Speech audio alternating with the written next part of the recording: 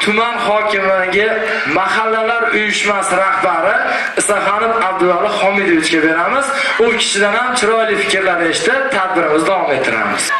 Hurmatli yurtboshimiz, mana shu 90 kun o'quvchilarda yozgi kanikul davrida 90 kun har bitta mahallada, har bitta tashkilotda, har bitta muassasada mana shunday odamlarning kayfiyatini ko'tarish uchun, ularni bo'sh vaqtlarida mazmunli o'tkazish uchun mana chiroyli tadbirlarga bizga bosh bo'lishga bizga topshiriq berdi. Mana biz sizlar bilan shunga guvoh bo'lib turibmiz.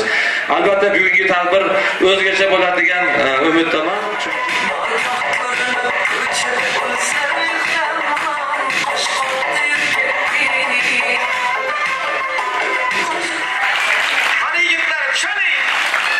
Bugungi haqiqatda tadbirimizning eng asosiy maqsadi kitobxonlikni oilalarda targ'ib qilish. Bu boshlanish opa, siz misol uchun mahallada o'z va'da berdingiz, o'sha ayollarni, nechta ayollar nima qiladigan bo'lsa, chevarxonani ochamiz tashkilotda, qolganini ham yetkaziladi. Yosh kitobxon ayol nominatsiyasi bilan g'oliblikni Yunus va Mavludaxon qo'lga kiritdilar.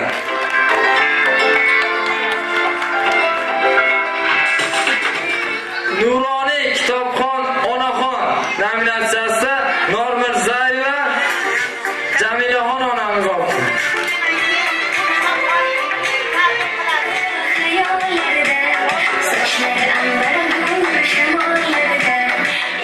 O'ng tomonimda Qashqar MFning 36-sonli maktabini jamoasi.